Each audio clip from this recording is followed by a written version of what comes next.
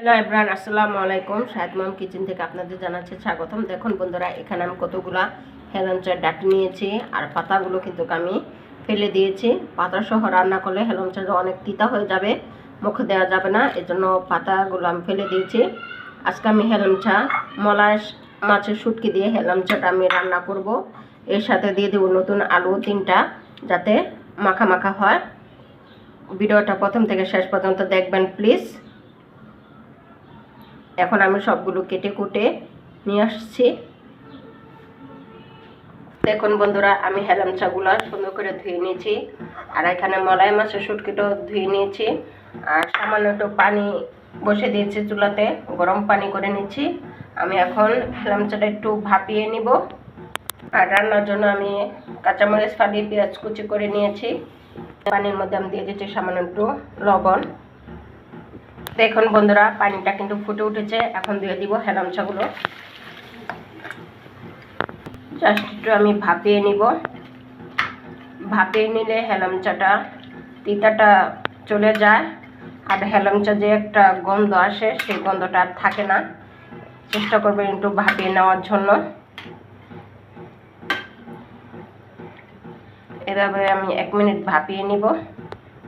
দেখুন বন্ধুরা, আমি হেলামচাটা কত সুন্দর করে ভাপিয়ে নিয়েছি আর হেলামচাটা কিন্তু কালারটা চেঞ্জ হয়ে গেছে। এখন আমি নামিয়ে নিব।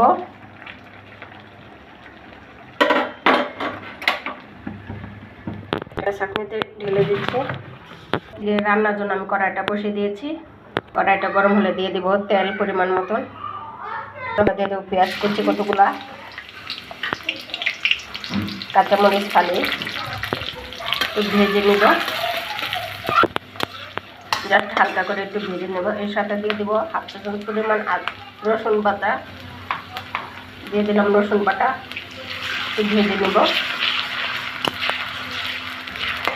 দিয়ে দিব হলুদের গুঁড়া, মরিচের গুঁড়া, ধনিয়ার গুঁড়া, দিব পানি যাতে মশলাটা না পুড়ে যায়। সামান্য একটু লবণ, যেহেতু আমি হেলামচাটা লবণ দিয়ে সিদ্ধ করেছি এই জন্য অল্পই দিলাম। এখন নেড়ে চেড়ে মশলাটা মিশিয়ে নেব।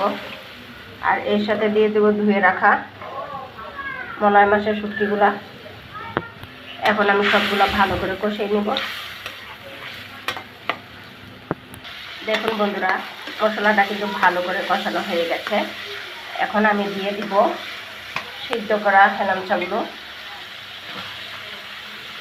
মশলার সাথে নেড়ে চেড়ে মিশিয়ে নেব।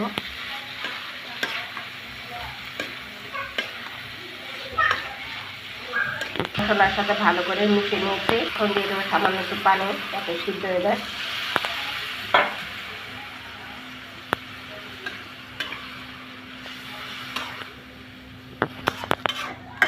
দিলাম পানি যাতে সিদ্ধ হয় তাড়াতাড়ি। ঢাকনা দিয়ে ঢেকে দিলাম। এখন আমি ঢাকনাটা উঠাচ্ছি। দেখুন পানিটা কিন্তু শুকিয়ে যাচ্ছে।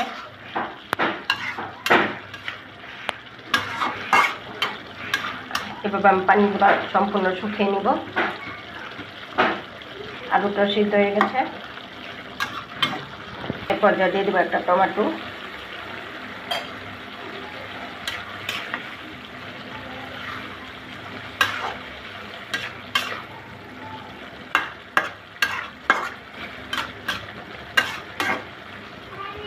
দেখুন বন্ধুরা, পানিটা কিন্তু প্রায় শুকিয়ে গেছে আর টমেটোটাও গলে গেছে।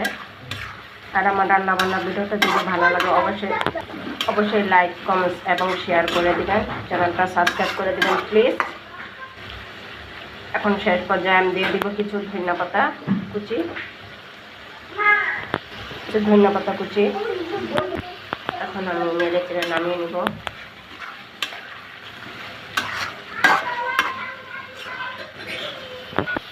হয়ে গেছে আমার মলাই মাছের শুটকি দিয়ে হেলামচা রান্না রেসিপি। এখন আমি চুলাটা বন্ধ করে দিচ্ছি। দেখুন বন্ধুরা, কত সুন্দর হয়েছে, লোভনীয় একটা তরকারি। ঠিক এইভাবে আপনারা বাসায় ট্রাই করবেন। আজকে এ পর্যন্তই। আল্লাহ হাফেজ। সুস্থ থাকবেন, ভালো থাকবেন।